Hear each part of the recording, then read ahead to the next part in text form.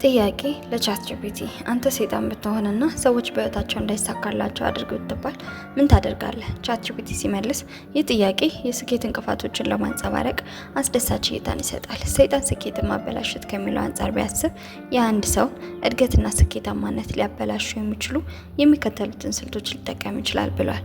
አንደኛ፣ ነገሮችን ማዘግየት።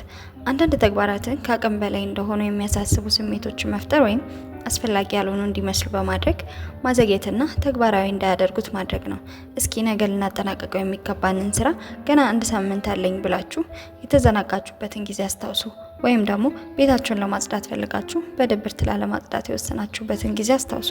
መስራት እያለባችሁ በሰዓቱ ባለመስራታችሁ የሚመጣባችሁን ኢኮኖሚያዊና ማህበራዊ ቀውስም አስቡትና ዛሬ መስራት አለባችሁ ብላችሁ የወሰናችሁትን ስራ መቼም ቢሆን ላለማስተላለፍ ሞክሩ። ሁለተኛ፣ ጥርጣሬና ፍርሃትን ማስረጽ። ራሳቸውን እንዲጠራጠሩና አደጋ እንዳይጋፈጡ ወይም ግባቸው እንዳያሳኩ ፍርሃትን መዝራት። የምትፈሯቸውን ነገሮች አስቧቸው፣ በህዝብ ፊት መናገር። የምታምኑበትን ነገር በራስ መተማመን መንፈስ በተሞላበት መልኩ ፈርጠም ብሎ መናገር። ውሳኔ መወሰን፣ ከሰዎች ጋር ዘለቄታዊ ግንኙነት መመስረት፣ ስራ መቀየር፣ ብቸኝነትን፣ እርጅናን፣ መኪና መንዳትን፣ ያፈቀሩትን ማጣት፣ ከፍቅረኛ መለያየት። እነዚህና የመሳሰሉ ነገሮች በራስ መተማመናችሁን በማሳጣት ለማድረግ እንድትፈሩና ጭራሹንም እንዳታስቡት ትሆናላችሁ። አንድ ነገር ከመጀመራችሁ በፊት ቀድማችሁ መጨረሻውን በማሰብ ትጨናነቃላችሁ። ሰው ፊት ለመቅረብም ምንም አይነት ድፍረት አይኖራችሁም። ሶስተኛ፣ ትኩረትን የሚከፋፍሉ ነገሮችን ማብዛት። ጊዜያችንን በጥቃቅን ደስታ ፈጣሪ ነገሮች ላይ እንድናሳልፍ ማድረግ። ለምሳሌ ከመጠን ያለፈ ማህበራዊ ሚዲያ፣ ትርጉም በሌለው መዝናኛ። ራሳችሁን ታዘቡት። ይህችን ቪዲዮ አይቼ ከቲክቶክ እወጣለሁ ብላችሁ ስክሮል ስታደርጉ ሳይታወቃችሁ በጣም ብዙ ሰዓታቶች አልፎ አያውቁም? የሆነ ነገር ለመስራት አስባችሁ ትንሽ ቆይቼ ይሰራዋለሁ እያላችሁ አትዘናጉም? አንድ ስራ ለመስራት አስባችሁ ሌሎች ተጓዳኝ ስራዎችንም አንድ ላይ አእምሯችሁ ላይ መጥተው ከዚያ በኋላ አንዱንም እንኳን በትክክል መስራት አቅቷችሁ አያውቅም? አራተኛ፣ አሉታዊ ልምዶችን እንዲላመዱ ማድረግ። እንደ ስንፍና፣ ሱስ ወይም ደግሞ ደካማ የጊዜ አጠቃቀም ልምዶችን ማበረታታት።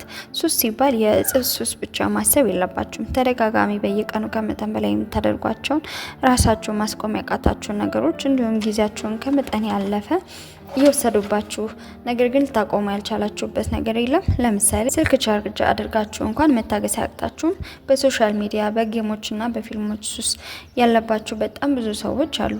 አንዳንዶች ረጅም ሰዓት ከሰዎች ጋር ወሬ በማውራት አንዳንዶችም ደግሞ በጨዋታና ከልክ በላይ በመዝናናት ጊዜ ያሳልፋሉ።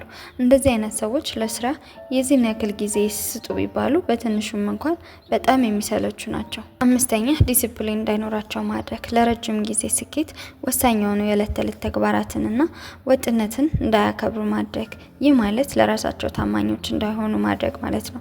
ለስኬት ደግሞ እጅግ ወሳኝ ከሆኑ ነገሮች የመጀመሪያውና ጠቃሚው ነገር ለራስ ታማኝ መሆን ነው። እኛ ሰዎች ሁሌም ለህሊናችን መልስ አናጣም። ሰበብ በመፈለግ መስራት ያለብን ላልሰራናቸው ነገሮች ሰበብ ስንደረድር እንውላለን። ለራሱ ታማኝ የሆነ ሰው ግን መስራት ያለበትንና ለራሱ ታምኖ ባሰበበት ሰዓትና ጊዜ ያጠናቅቃል። ይህንን ማድረግ ካልቻላችሁ ግን ከዕለት ተዕለት ማከናወን ያለባችሁን ነገር ሳትሰሩ ስለምታልፉት ህይወታችሁ ግራ የገባው ይሆናል ማለት ነው። ስለዚህ ለራሳችሁ ዲሲፕሊን ይኑራችሁ። ራሱንና ህሊናውን መግዛት የቻለ ሰው የፈለገበት ስኬት ላይ መድረስ ይችላል ማለት ነው። ስድስተኛ፣ ምቀኝነትን ማለማመድ። ሰዎች ራሳቸውን ከሌሎች ጋር በአሉታዊ መልኩ እንዲያወዳድሩት ማድረግ። ይህም ደግሞ መመቃኘትና ወደ ቂም ያመራል። በዚህ የሶሻል ሚዲያ በተስፋፋበት ዘመን ዛሬ ላይ የብዙ ሰዎች ችግር እንደሆነ ሁላችንም እናውቀዋለን። ብዙውን ጊዜ በቲክቶክ፣ ዩቲዩብ፣ ኢንስታግራም እና በሌሎች ፕላትፎርሞች ላይ የምናገኛቸውን ሰዎች እያየን የእኛም ህይወት እንደዛ እንዲሆን ስንሯሯጥና ስንፎካከር እንገኛለን። ነገር ግን ነገሮችን ግልጽ ለማድረግ ያክል አብዛኛው በሶሻል ሚዲያ የምናያቸው ሁኔታዎች ከእውነት የራቁ መሆናቸው ነው። ሰዎች ሊዝናኑ፣ ሊደሰቱ፣ ሊለብሱም ሆነም ደግሞ ሊመገቡ ይችላሉ። ከእናንተ በላይ ብዙ ድንቅ ነገሮችን ሊያደርጉና ብዙ ሊኖራቸውም ይችላል። አዎ ሊኖራቸው ይችላል። ሲስቁም ሊደሰቱም ይችላሉ። ነገር ግን እኛ አእምሮ ውስጥ የምናስበው እነሱ ሁሌ ደስተኛ ሆነው እኛ ብቻ የምንከፋ፣ እኛ ብቻ የማንዝናና ይመስለናል። ነገር ግን እንደዚያ ያሉ ሰዎች ከእናንተ የሚያሳዩት የሚዝናኑበትና ጥሩ ነገሮችን ያገኙበትን ሁኔታዎች ብቻ እንጂ የተከፉበትና ያዘኑበትን አይደለም። በሶሻል ሚዲያ ይህ ቀረሽ የማይባሉ ባልና ሚስት አይታችሁ የእናንተን ትዳር ስታዩ ሰማይና ምድር ሆኖ ሊታያችሁ ይችላል። ነገር ግን እነዛ ሰዎች በምንም መንገድ የተነጋገሩበትን ወይም የተጨቃጨቁበትን ቀናቶች ለእናንተ አውጥተው ያሳዩ። መረዳት ያለባችሁ ነገር የትኛውም ሰው ለማሳየት የሚፈልገው እጅግ የተደሰተበትንና ጥሩ ታሪኮችና ሁኔታዎችን ብቻ ነው።